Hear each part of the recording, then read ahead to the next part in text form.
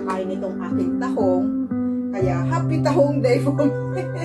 Ako lang mag-isa kakain yan. So, siguro magluluto na ako ng bacon kasi yun lang ang mayroon. Akong dala, may tira pa ako dyan na yung sinigang ko. Hindi pa yan. So, 2, 3. So, magluluto ako, gagamitin ko kung ano lang mayroon ako dito. Tama na yan. 4. Para mayroon. Maghapon na kanin. Yan. So, ganito po ang buhay pagka, tawag dito, tayo'y nagkakaravan.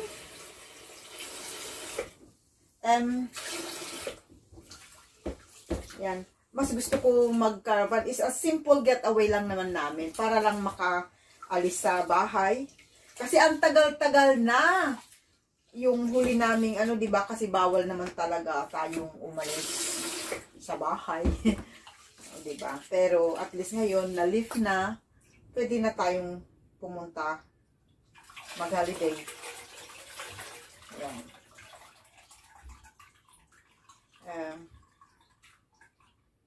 Ayan.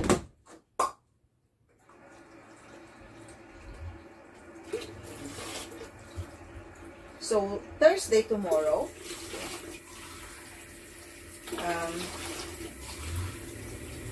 Hopefully, kung mas maganda tomorrow ang panahon, hopefully, we can go. Mayroon castle dito na malapit lang. So, yan siguro, i-visit namin tomorrow. Baka ngayon, baka mag-stay lang kami dito sa bahay. Dito ba?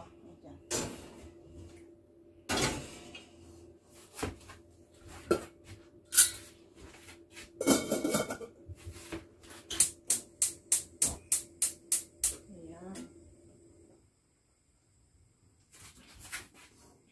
So, ayan, nakasalang na yung ating kanin. Tingnan natin, check natin kung ano. Oh, okay. Maganda. Bago ang kanilang, guys, ang kanilang cooker. Kasi, itong caravan daw na to is pinakabago nila. But, 2021 na bago nilang caravan. Okay, so yung ating rice ay, ayan, iniin na lang natin. Ang gagawin natin, guys, is, sabi ko nga kanina, is ibibake ko yung mas malalaking tahong. So, ang gagawin ko, magpakulo lang ako ng tubig para gusto natin, ibuka muna yung mga muscles. Ipabubuka muna natin. Okay.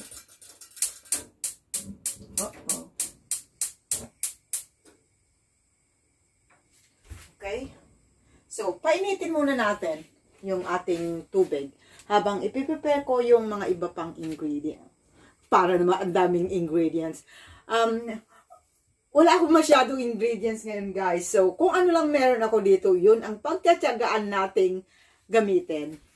Hindi madali, guys, ang magluto sa, kung hindi mo kusina talaga. At saka, pagka wala yung proper ingredients mo, hindi madali magluto. Pero, gagawan natin ng paraan. O, diba?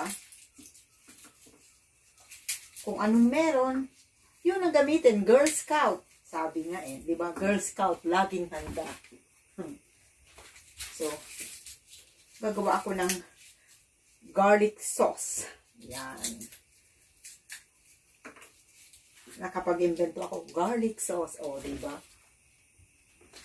Para garlicky yung ating muscles or tahong.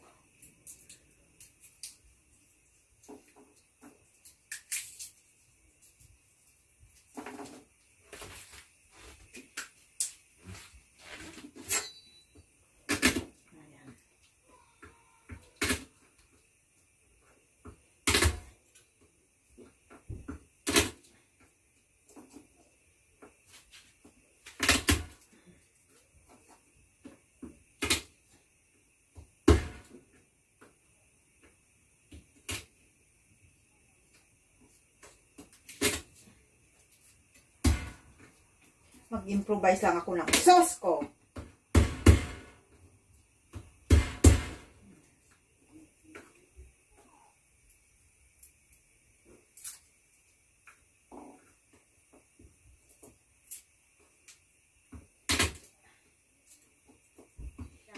So, ayan guys, kulong-kulo na ang ating tubig. So, ilalagay na natin yung ating mussels. Ilalagay na natin. Pakuluan lang natin ng about 5 to 7 minutes para lang bumuka yung ating shells.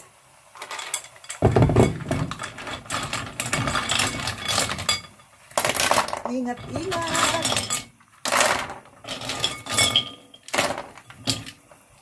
Ayan.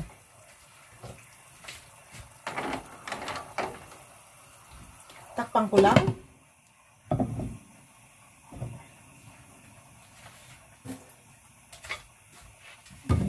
Antayin lang natin na bumuka yung shells, yung mussels. So, once na bumuka siya, ilalagay natin sa may malamig na tubig para ma-stop yung cooking process. So, ito guys, pinabuka lang natin konti para mabilis tanggalin yung kabilang side ng shell niya. So, tanggalin na natin. Okay.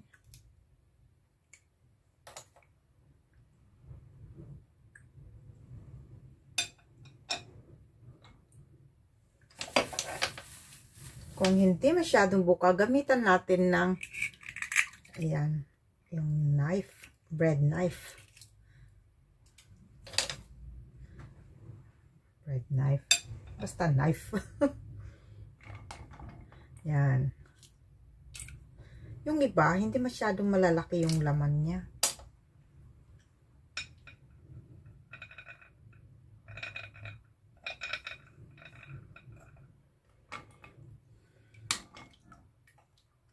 Wala, hindi bumukas ba yung iba?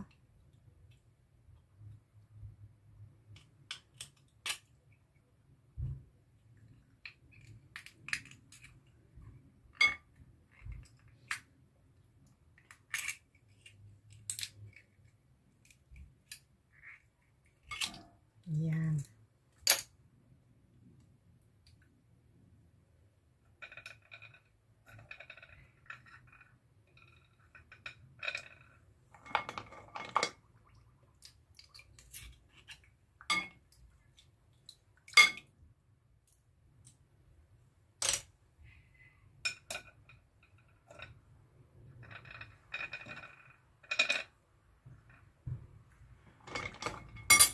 So, tapusin ko lang to guys. Okay guys, so ito na yung ating tahong na i-bake. Ayan.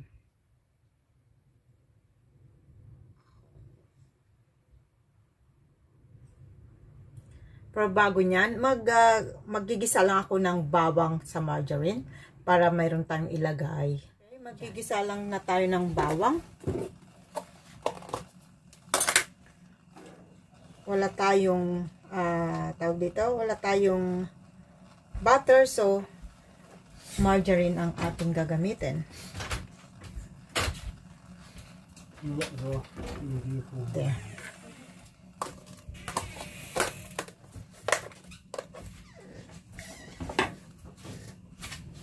If you come here, you have a wet shower.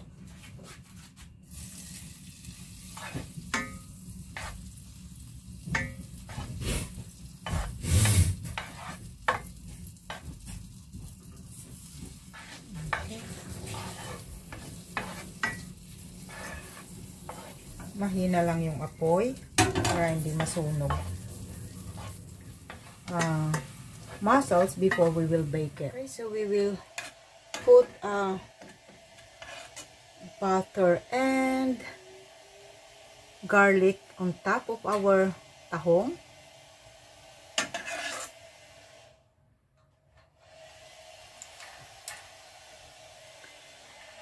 Hold on.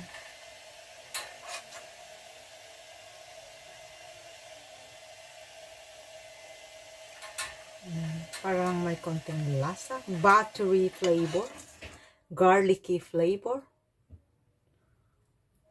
Masyadong marami yata.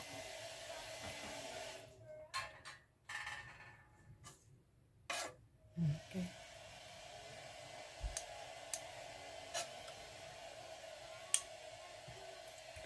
our starter, pangpulutan ni Tita Ching.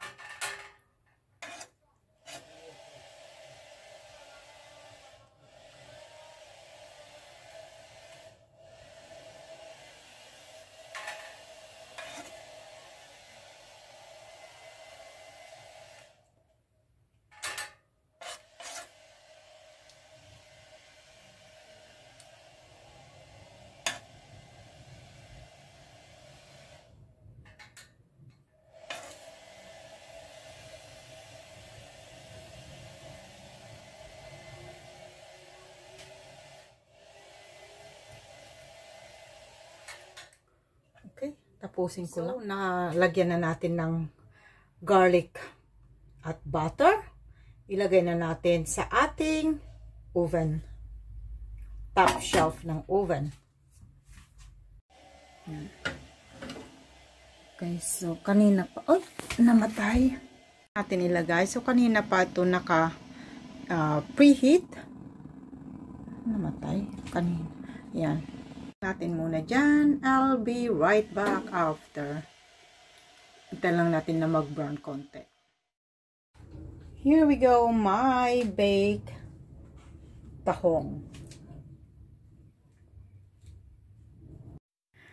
Tomorrow's videos guys, abangan ang tahong mukbang.